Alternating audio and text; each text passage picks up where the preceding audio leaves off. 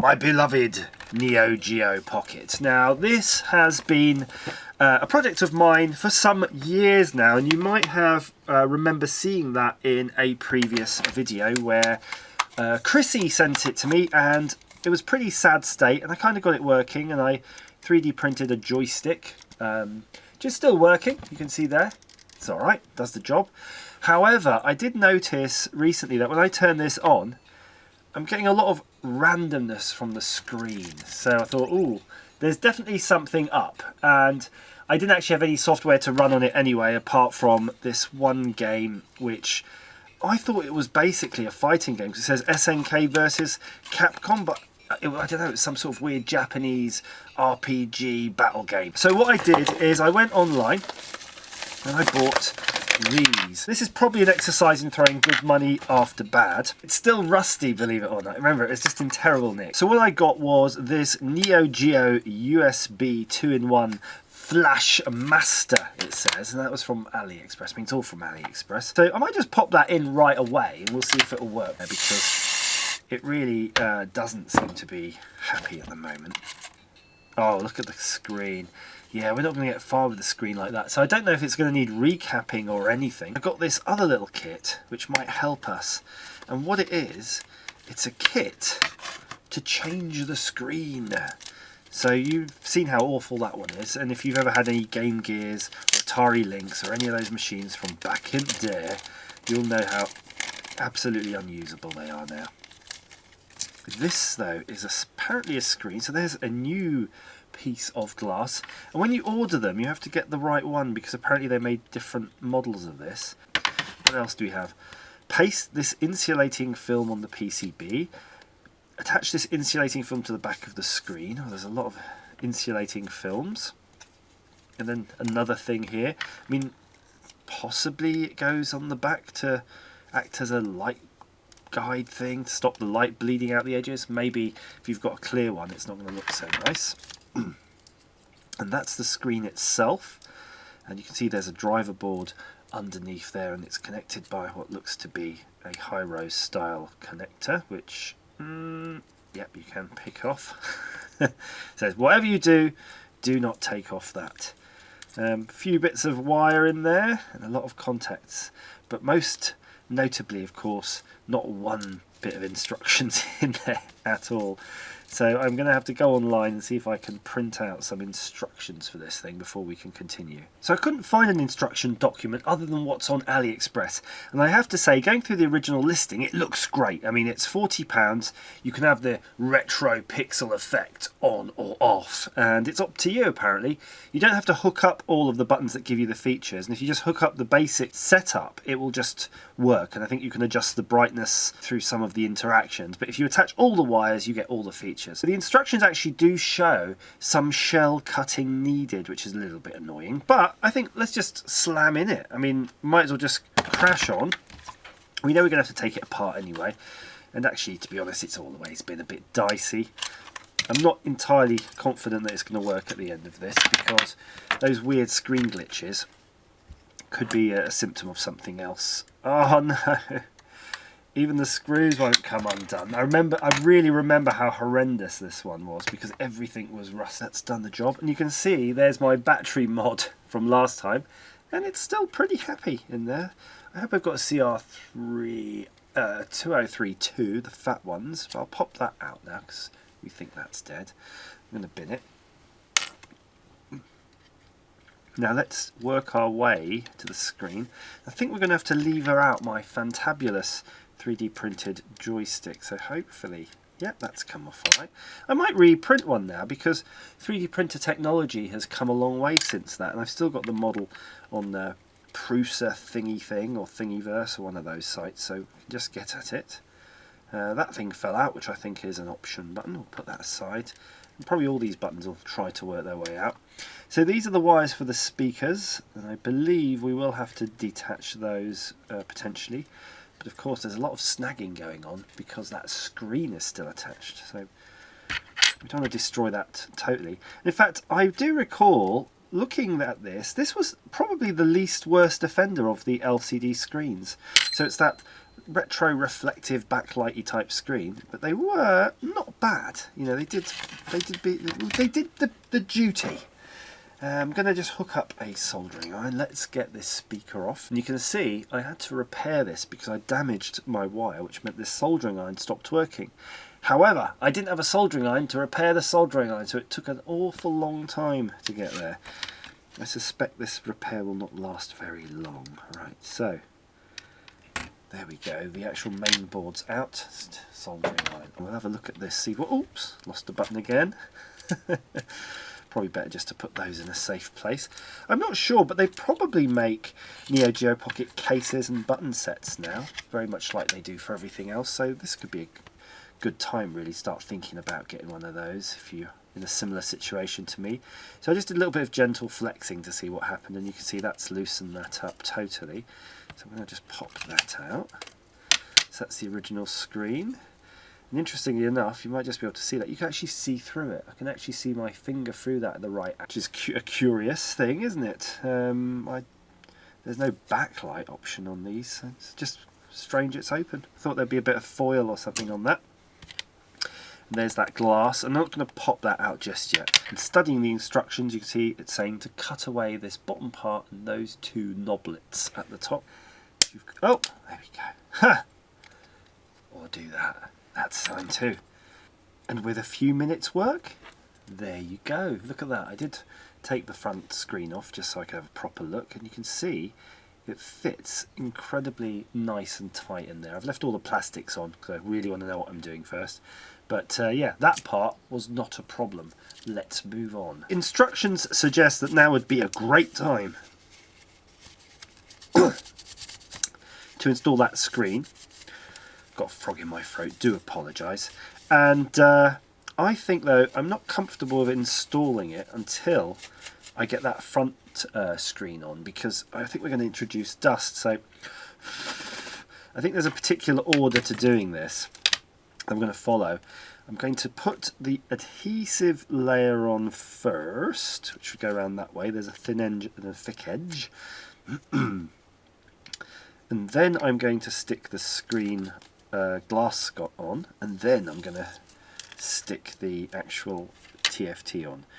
So I know it sounds complicated, but hopefully it won't transpire to be complicated once I'm done.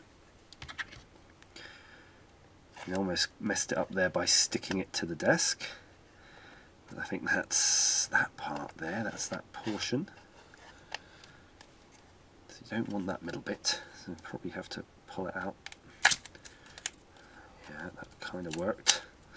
Then find somewhere to stick it out of the way. Right, now I'm going to get the glass out, which looks an awful lot like this. Oh, and that, of course, that does have its own too. Kind of confused me there for a moment. And I did clean down all the plastics with contact cleaner first. So although I've got that bit off, I feel that that bit in the middle probably has to come off too. So I'm going to get a little blade.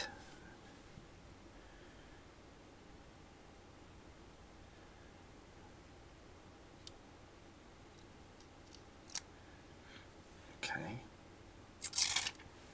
just like that. And we're going to place this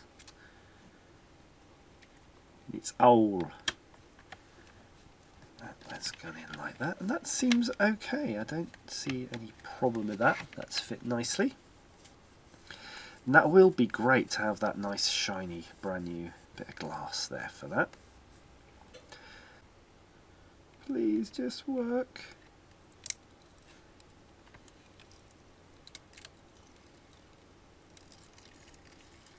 Like that. Now just slightly off camera I'm preparing the screen. I just wanted to get any dust that might be on the screen. You heard that there, coming off fresh. Oh, that's it. I think that's it. I'm just going to gently push around the edges before we turn it over. Da, da, da. Is it any good? Yeah, it might be. Hopefully. I mean, I'm seeing some smears. Oh no. Anyway, let's not worry about that. Right. Next stage. I almost rushed ahead before I got the chance to attach this insulating film onto the back of the screen. It's kind of difficult because it's clear. Just make sure you don't stick it on your high-rose type connector there. I'll give it a little smooth down with this. I think it would be insulating anyway. I don't know, I think that was mylar. I don't think mylar is actually particularly conductive. So now we have this guy. We're going to get this here, and we have to attach our circuit board. Basically that's going to go in like that. Take this and you kind of put it like this, and that's how you attach the screen to it. Being a bit cautious again, don't mess up those connectors, because if it's messed up, that's it, game over. You can't replace it. So the instructions they seem to suggest that you see these little metal pads, they might be capacitive, and if you attach them to the case, you'll be able to touch them through, and that's why it was saying you don't need to attach any of the other wires. Now when you look through your bits and bobs, you will find another insulator, and that's the one that goes on the back of this PCB. There's nothing like one wafer thin mod. You've just about got your dodgy old console working, and you kind of go, well, I've got this far, we might as well keep going. I was just thinking the other day actually how I've kind of lost track of mods. So, you know, if I've got an old hacked Wii or hacked Xbox or something that I was messing with, I kind of got to the point where I kind of, one, forget which ones I've modded, and two, what the actual mods do or how you even activate them. So hopefully, you know, this is a simple mod and it won't be required for general operation. So there's 4 tabs here next to that ribbon. Don't touch the ribbon with your soldering iron, whatever you do. And I'll zoom in so you can see I've put 4 little blobs of solder, and the wires are pre-trimmed and pre-tinned, so definitely not complaining about that. That is absolutely fantastic in my book. And you can see I'm just dropping them on board one at a time. Just like that.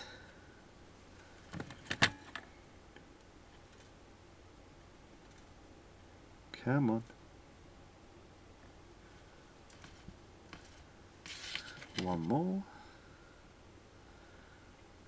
Now I believe all of these contact points are actually on the other side of the main board, so that in itself is going to be a little bit of a challenge.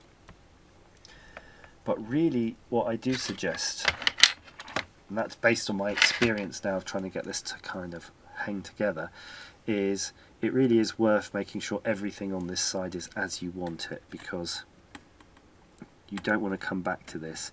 If you need to tape that board down, just tape it down now. Stuck down the screen just to make sure it really doesn't go anywhere. I use some cloth tape. It's insulated, so it should be good. Now the instructions are kind of clear, kind of unclear on what has to go where. But this wire is the battery wire, and apparently the battery wire goes here. So that's an easy one. So just wait for the old iron to heat up while I get this ready. So they're showing the assembly of this with the board separate with the screen off. So that might be an easier way to do it. Up to you. So that is the battery wire. Now I want to get the select wire in, because the select wire is going to go to one of these contacts there, and it's very easy to lose track of which wire's which when you've got them on the other side of the board. So this is the select wire here, right here, and the select wire goes into this third pad here, and don't worry if you can't see it, I will zoom in. And in fact I can see the A and the B as well, so I'm going to tin those while I'm there. Try not to touch the main IC. Okay, so let's zoom in now. So So this one's the select wire. I'm just going to tap it there. Tap it, tap, tap. And then I'm just going to find our A wire, and then I found the B. The B is good enough. The process of elimination, we can get to the A anyway. So that's the B wire. Just going in. Tap, tap, tap. And then the A wire. It's going to be a lot of jiggery pokery to get everything back in alignment so you can shut the case, but apart from that, the soldering side was actually okay. So that's all the soldering done. Oh, apart from the speaker. I did attach a couple little header wires on there so I wouldn't have to fight with it as much. Okay.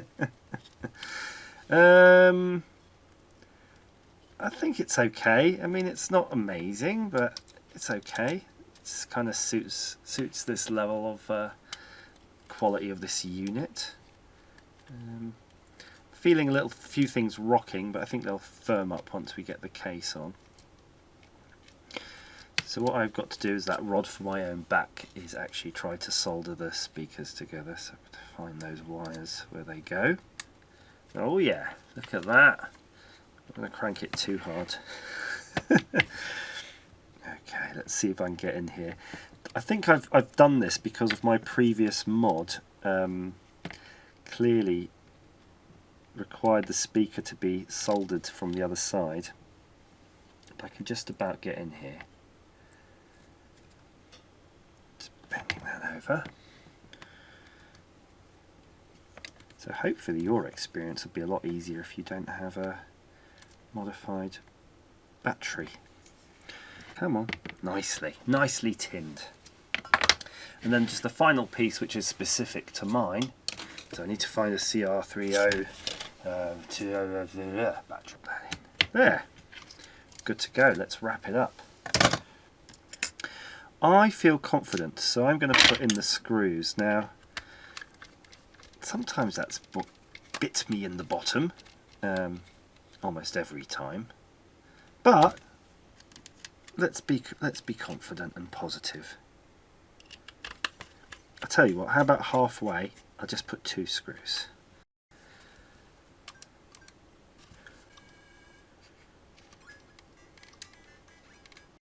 So here's an interesting thing. I was messing around with these because I'd noticed that the screen is too far up.